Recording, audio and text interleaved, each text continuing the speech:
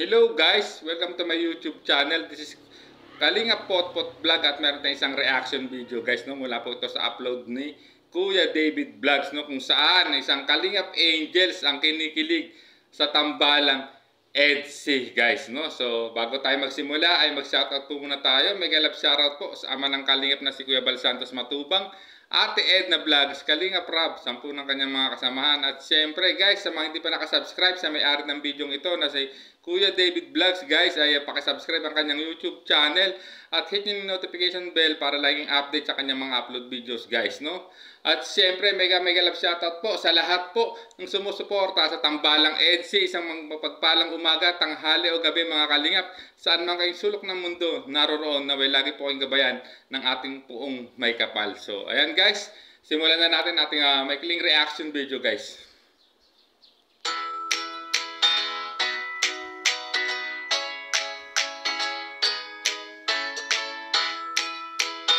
Guys, nakita niyo yung eksena ngayon yung BTS, no, sa nakarang upload po ni Kalinga Prab, no, sa episode 8 po ng EDC, kung saan nakita niyo naman guys, grabe cool na nakahiga, no, sa lapag, no, na may ano lang, no, karton na nakalatag ang mga cables na si Kalingap Lolo, no, Cedric saka si Jomar guys. At ayun, nakita niyo lumabas dito si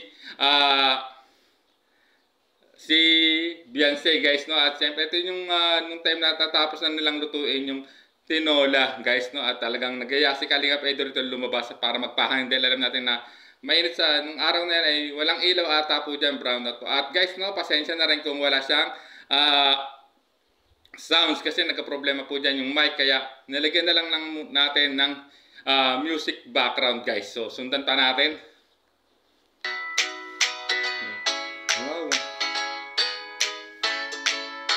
So nakita nyo guys, no, nandun din si Dara guys, no, nagulat din habang nadaanan siya ng camera ni Kuya David Vlogs guys. So sundan natin, no.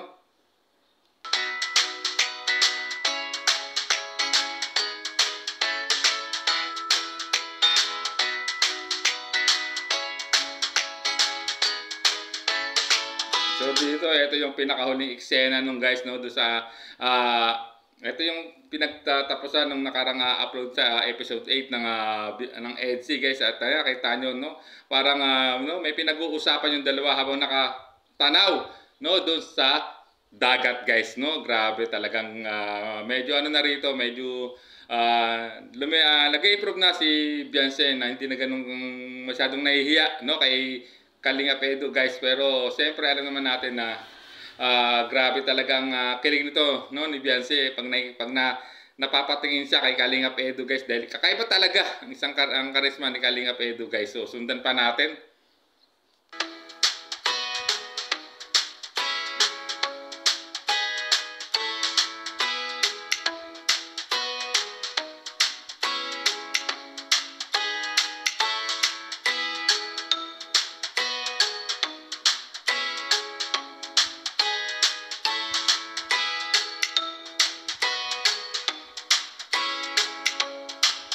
Dito guys, no, sa eksenang to nakita ko kahit wala siyang no, hindi natin naririnig yung kanilang conversation, ay nakita ko na parang pinapayuhan, no, ni Kalingap Edo rito si Beyonce guys, no, para lalo pa mag-improve at ang kanyang skills na huwag masyadong na hindi na dapat siya mahiya, no, pag nagba-vlog sila. Yun ang sa tingin ko, no, aking opinion guys, no, pinapayuhan niya si Beyonce rito guys. At kita nyo namang nag-appear pa sila guys, no. So sundan pa natin.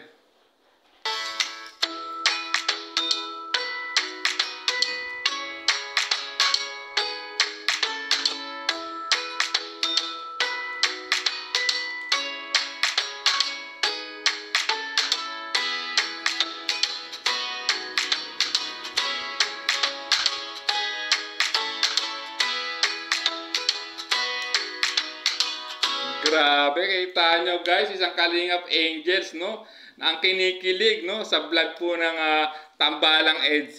Ito ay si Dara Bells, no guys. Grabe, no, kinikilig siya, no, na-ispatan siya, no, daanan siya ng camera ni Kuya David Vlogs guys. Grabe, kita nyo naman, no. At mukhang nakasuporta siya, no, sa tambalang ito. Kaya kita nyo, kilig na, no, hindi ma may tago yung kilig niya sa dalawa guys. No? Sundan pa natin guys itong eksena rito ha. Ayun o. Saan mo kinikilig si Dara guys.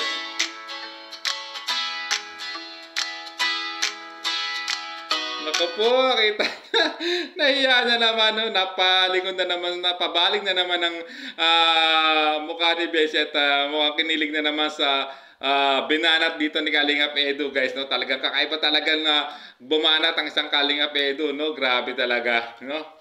At konting linyahan lang ni Kalingap Edu ay talagang kinikilig na talaga si Beshi at talagang ito ata ang epekto ng mahiwagang tinolang manok guys grabe. So sundan natin.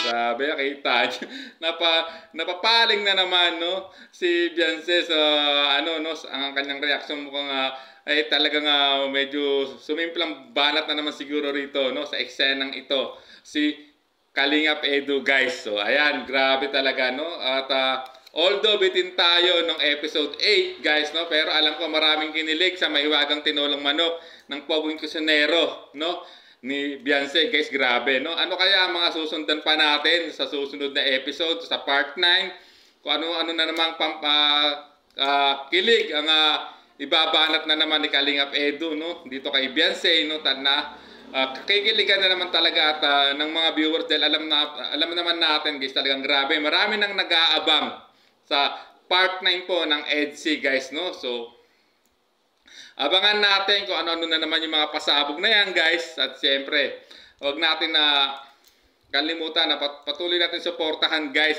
ang lahat na pampagood vibes po na tambalan ni Kalingap Rab guys no. Hindi lang ang EDSI, nandiyan din ang Joybit na sana magbatiin na no, na marami rin nag-aabang na sana magbati na itong dalawang to no, kung medyo may tampuhan man ang Joybit guys. At siyempre marami nag-aabang no sa part 19 ata ng Jomcar guys no. Alam ko marami nag-aabang sa part 19 po ng Jomcar at dahil nalalapit na yung debut ni Carla guys, this coming January din yan guys. So abangan natin kung ano-ano din ang mga pasabog niyan sa tambalang yan sa Jomcar guys no. At siyempre yung sa Cedros naman guys, grabe mga banat ni Cedric no, na parang ayaw na niya ng love team, parang gusto niya ng in real no. At ngayon no, abangan natin kung kaya niyang ipagpaalam no, o kaya niyang magpaalam kay Nanay Nora no, sa nanay po ni Rose Ann, kung papayagan siyang manligaw sa anak nitong si Rose Ann guys. Grabe. At tulad ng sinabi ko, wala pong comparison no sa lahat po ng love teams na binuo ni Kalingap Rab no. Dapat ay suportahan nating lahat tulad ng sinabi po ni Kalingap Rab na although may mga paborito, ika nga guys, na mga love team, pero sana panoorin nyo pa rin yung mga kahit hindi nyo ganong paborito ay suportahan nyo pa rin kasi para mas lalo tayong makatulong no, sa lahat ng adikain po ni Kalingap Rab, lalo sa mga beneficiary nilang pinababahayan niya guys, dahil pantay-pantay po yan ayon po kay Kalingap Rab guys. So sana nga po ay patuloy tayo sumuporta din po sa lahat ng adikain ng ama ng Kalingap na si Kuya Bal Santos Matubang, Ate Edna Vlogs, Kalingap Rab, sa po ng kanilang mga kasamaan. At siyempre, no, huwag nyo nang i-skip yung ads kung panoorin nyo po yung mga video, i-replay nyo yung mga video nila, imamarathon nyo. Don't skip ads para mas lalo tayong makatulong no, sa lahat ng adikain po ng mag-amang Bal Santos Matubang at Kalingap Rab guys. So hanggang dito na lang po ang ating reaction video guys no. At siyempre, muli, sa mga hindi pa po nakasubscribe sa YouTube channel po ni Kuya Bal Santos Matubang, Ate Edna Vlogs, Kalingap Rab, kay Kuya David no. At siyempre sa mga kasamahan kong Kalingap Rab official reactors no, kay Kaagapay, kay Marilyn TV, kay Ma'am Pia Payne, kay Ma'am Lena Barbose, kay Ma'am Bia Hirsch, kay Ma'am Erica Alpon, no, kay Jason Albasan, kay Aureda TV, kay Kalingap Mari Pineda, kay Kalingap Imbirtesario guys no. Ay siyempre ay supportahan niyo po ang mga YouTube channel nila at panoorin niyo po yung kanilang mga reaction video sa mga upload po ni Kalingap Rab at ng K-Boss para makatulong po kayo no sa adikain ng mga Kalingap ng mga co-reactors para makatulong din po kami sa adikain po ni Kalingap Rab. So hanggang dito na lang po ang ating reaction video. Maraming salamat po. Ito muli ang yung Kalingap Photo Vlog, bumabating isang magandang umaga, tanghali o gabi mga kalingap. So hanggang dito na lang po. Bye-bye! There's a vlogger named Kuya Papa, spreading good vibes, giving all he's got. With a camera in his hand, he hits the road, capture moments, sharing stories untold.